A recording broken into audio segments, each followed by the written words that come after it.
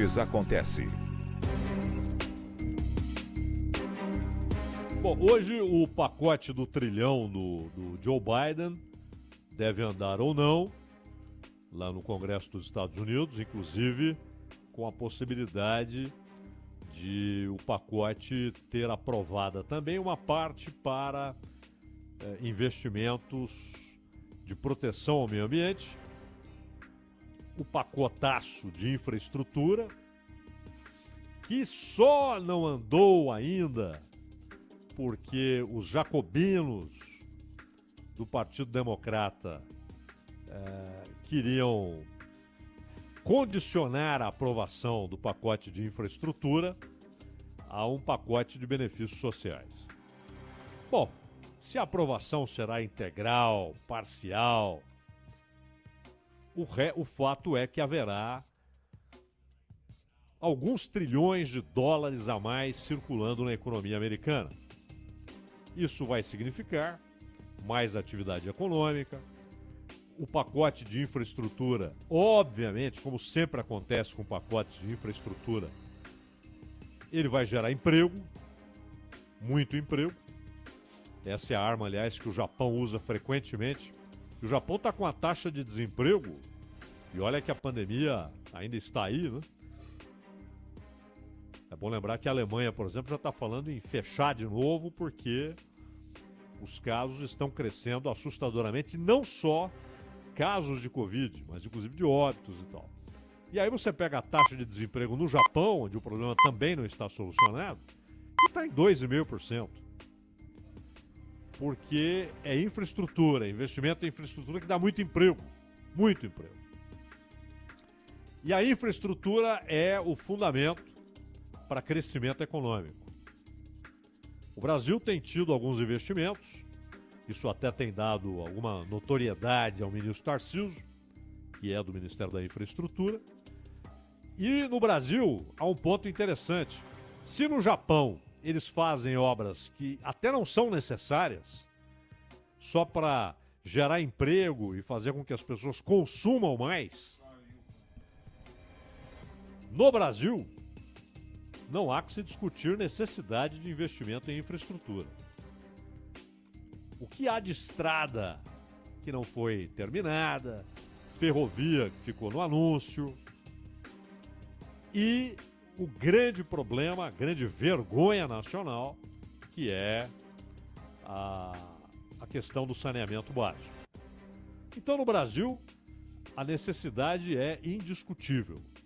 Há muito o que se fazer, há muito o que se investir em infraestrutura, o que gera emprego, gera renda, gera consumo e pode ser a base para o início da recuperação econômica. Estamos longe disso, longe. Agora, nos Estados Unidos, a taxa de desemprego está em 4,5%, arredondando aqui o percentual. O que é considerado pleno emprego. Lá, se a taxa de desemprego está em 5%, já é considerado pleno emprego. Está menos que isso, né? Não chegou àqueles níveis que foram registrados na época do Trump, de apenas 3% de desempregados, mas está numa faixa confortável, 4,5%. Então é claro que esse caminhão de dinheiro que entrará significará mais consumo e a questão óbvia, o resultado inevitável, pressão sobre os preços. Mais gente consumindo, demanda crescendo de maneira significativa, problemas, porque é um problema em escala mundial, na oferta, então é claro que isso pode produzir inflação. E com isso, o Banco Central dos Estados Unidos tomou uma decisão e talvez seja obrigado a tomar outra. E o Brasil terá de enfrentar os reflexos dessas decisões. O mundo terá de enfrentar, e particularmente o Brasil, que está num momento fragilíssimo em termos econômicos e sociais. Então, as consequências podem ser muito, muito pesadas. O Banco Central, que eles chamam lá de Reserva Federal, não, Federal Reserve, decidiu, depois de despejar em torno de 4 trilhões e 300 bilhões de dólares na economia desde o início da pandemia, decidiu que começará a fechar as torneiras. E esse estímulo, que não tem nenhum segredo, nada demais, simplesmente eles compram títulos que estão em poder do mercado. E vários países ricos, com reservas suficientemente grandes para isso, adotam essas medidas. Mas, claro, nada parecido com o número absoluto registrado nos Estados Unidos. 4 trilhões e 300 bilhões de dólares. Só o Banco Central jogou essa grana no mercado para estimular a economia. Porque era hora de fazer isso, né? Com a Covid, com o buraco socioeconômico aberto pela Covid, e o resultado, como acontece normalmente nos Estados Unidos, foi muito rápido. E lá, tanto a crise muitas vezes chega rapidamente, como a saída da crise é muito rápida, porque é uma economia desregulamentada. Por enquanto, hein? Por enquanto. É menos do que era antes. Infelizmente. E poderá ficar pior, não é? Hoje parece só um movimento político, mas ele sempre tem consequências econômicas. Aqueles jacobinos que citamos antes, os jacobinos que estão cada vez mais fortes dentro do Partido Democrata, com mais do que apoio, a sustentação de grandes jornais e emissoras de TV que viraram jornalecos panfletários, New York Times, Washington Post, NBC, CNN. Esse pessoal tem atentado contra o conceito básico, a pedra fundamental da sociedade civil americana, que é a liberdade. E tudo deve ser decidido, inclusive os limites à liberdade, sem se afastar dessa pedra fundamental. E é isso hoje, portanto, a democracia e, portanto, o Estado de Direito, é isso que está em risco nos Estados Unidos, no plano político, no plano social, mas inevitavelmente alcançará a economia. Mas ainda é, de longe, a economia menos regulamentada das grandes economias. Então as respostas são muito rápidas. E rapidamente saíram do buraco, passaram a gerar muito emprego, estão hoje numa faixa que é considerada pleno emprego, e até com dificuldade para conseguir mão de obra. E aí o que acontece? Se há dificuldade para conseguir mão de obra, as empresas passam a disputar o trabalhador. Quando você tem muito desemprego, você tem aquele exército de pessoas, de desempregados, disputando vagas. A situação oposta é quando você tem pleno emprego, dificuldade de achar gente para ocupar determinados postos e não só mão de obra em atividades qualificadíssimas, especializadas, mas também em atividades que não exigem lá uma grande preparação para que a pessoa possa exercê-las. Também essas atividades, hoje, as empresas têm dificuldade para encontrar mão de obra que consiga preencher as vagas. Logo, a disputa pelo trabalhador. E qual a arma das empresas para atrair o trabalhador? Primeiro, claro, salário. Então, se há uma disputa, as empresas passam a oferecer, nessa concorrência, salários melhores. E passam a oferecer outras condições mais interessantes para o trabalhador. Plano de saúde, folga remunerada.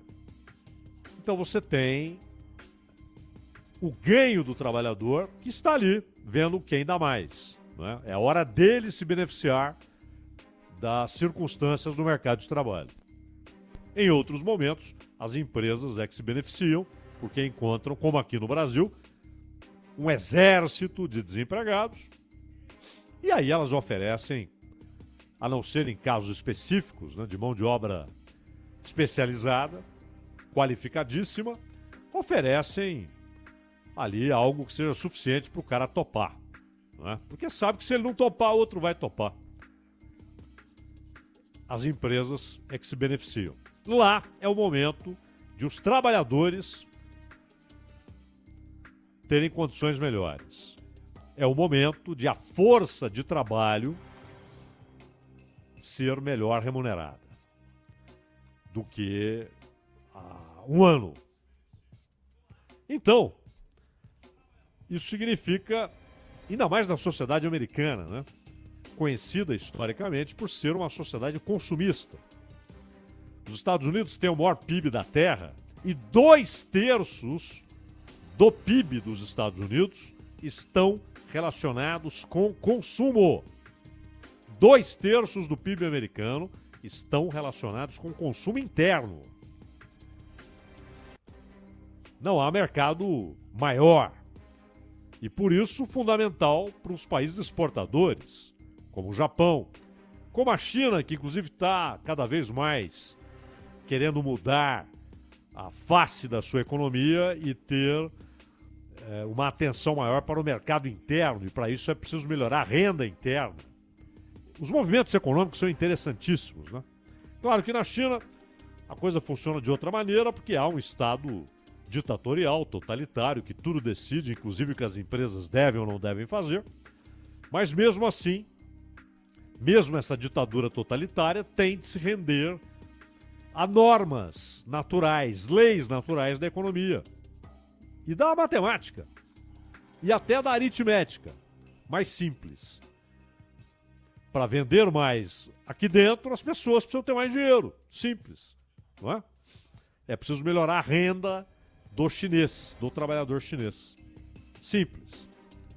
E nos Estados Unidos, com o aumento da renda, não só pela volta do pleno emprego, mas porque é preciso oferecer salários mais altos para conseguir o trabalhador, isso vai gerar muito mais consumo num país que tem a tendência ao consumo.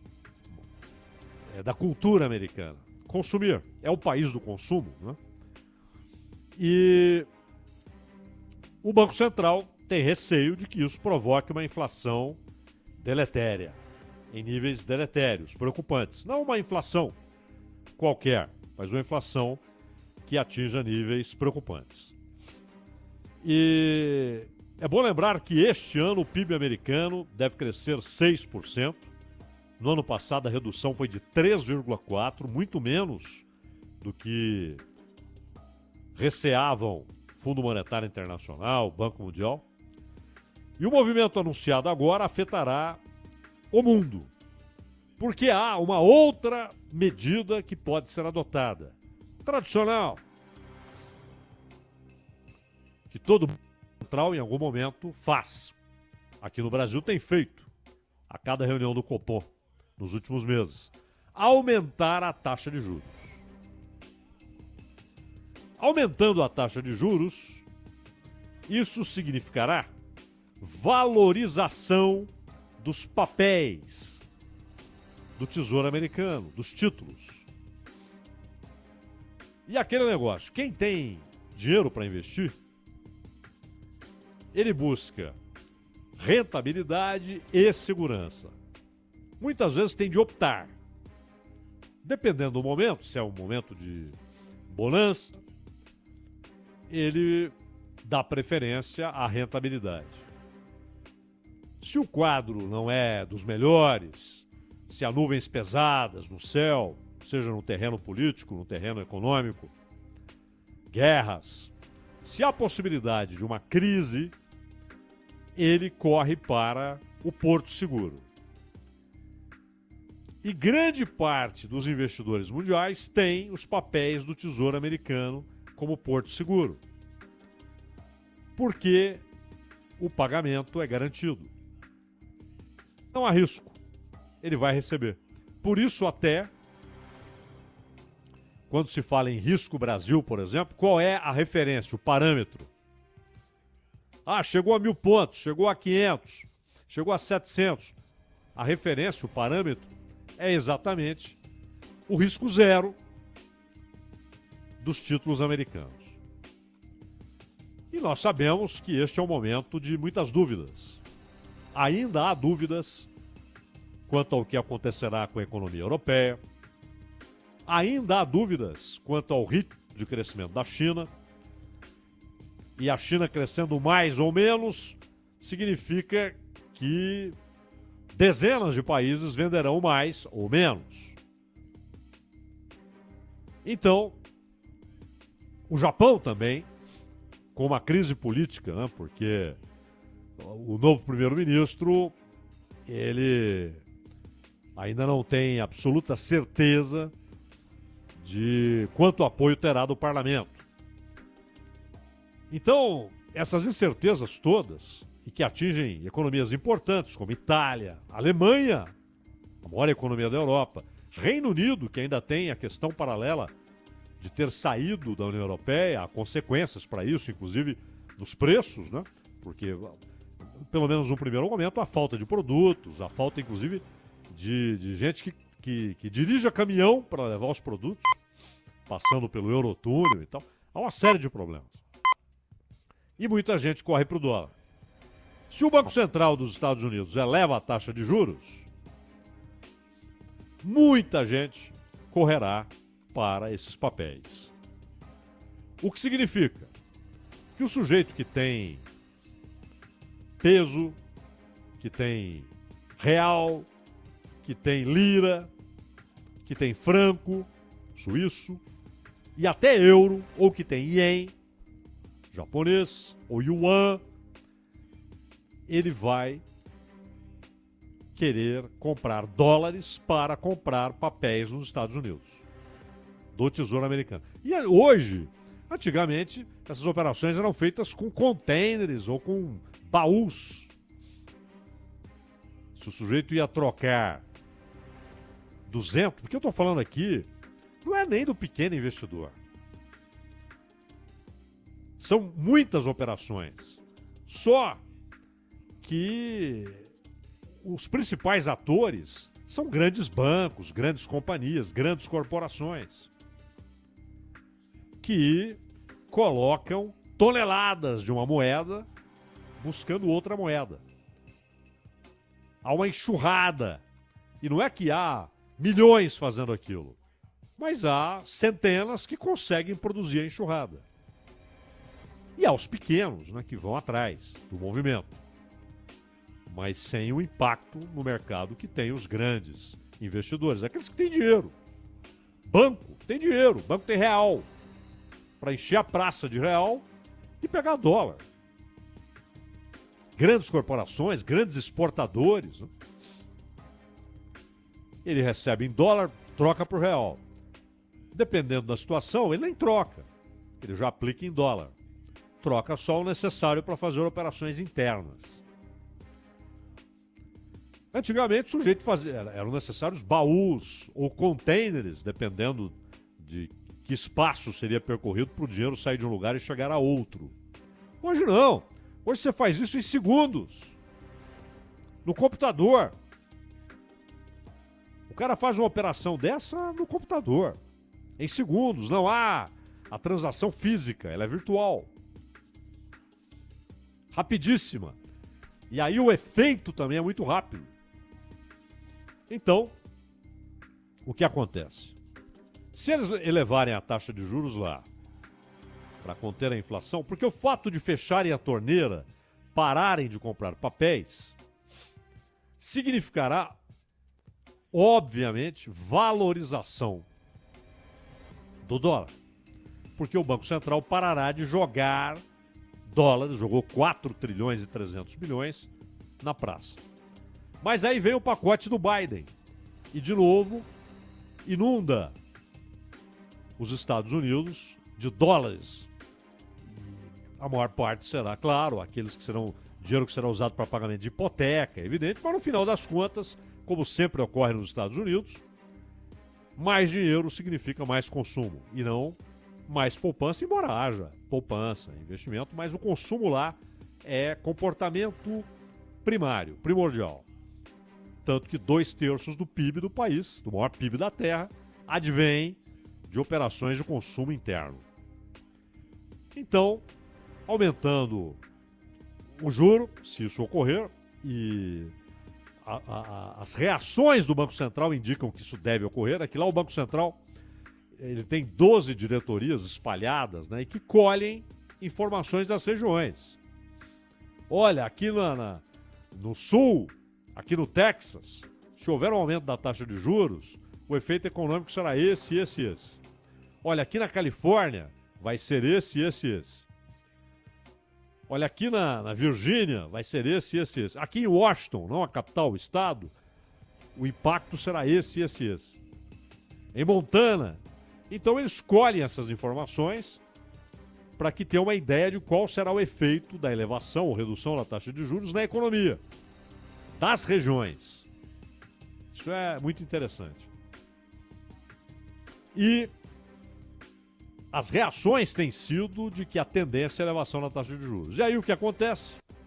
No Brasil, por exemplo, muita gente pegará seus reais, e estamos falando de quem tem muitos e muitos e muitos armários recheados de reais, e vão colocar na praça para que comprem dólares. Ora, se você tem excesso de oferta do real e excesso de demanda por dólar, o que acontece? É óbvio, o dólar sobe, o real desce. Então, esse é o risco. E aquele negócio, né? Muita gente, quando acha que é inevitável, eles vão aumentar. Já busca se antecipar. Então você tem, às vezes, movimentos que são anteriores à causa. Eles se antecipam à causa que consideram inevitável, ou seja, a causa de elevação do dólar. O cara, opa, vou comprar dólar, porque ele vai aumentar. Vou ter um ativo aqui que vai se valorizar. São muitos os movimentos. E se o dólar continuar subindo, já está lá nas alturas, se continuar subindo, você tem os efeitos no Brasil na inflação. Começando com o petróleo, ainda mais com a Petrobras, que lá na época do Pedro Parente dolarizou o preço, ou seja, o dólar passou a ser a referência dos preços da Petrobras, eleva o custo da produção de alimentos, adubos ficam mais caros, com combustível mais caro, o uso de tratores, colheitadeiras fica mais caro, o transporte fica mais caro, insumos vários da indústria ficam mais caros, e até a eletricidade, porque o Brasil tem usado para valer termoelétricas, a maioria delas abastecida ou movidas com gás natural. Então é claro que o preço do dólar também define o preço do gás, saindo ele de onde sair. Interessa se é da Bolívia ou se é da esquina. Eleva. O dólar é a referência. Então o impacto pode ser pesadíssimo e o Brasil não tem o que fazer. Não há qualquer movimento que o Brasil pode fazer capaz de mudar a tendência do que fará o Banco Central dos Estados Unidos. Ninguém pode fazer muita coisa. Então, é esperar, haverá gente que tem dinheiro para antecipar operações, e eles fazem isso. Gente muito bem informada, e que sabe exatamente qual é o movimento a ser feito.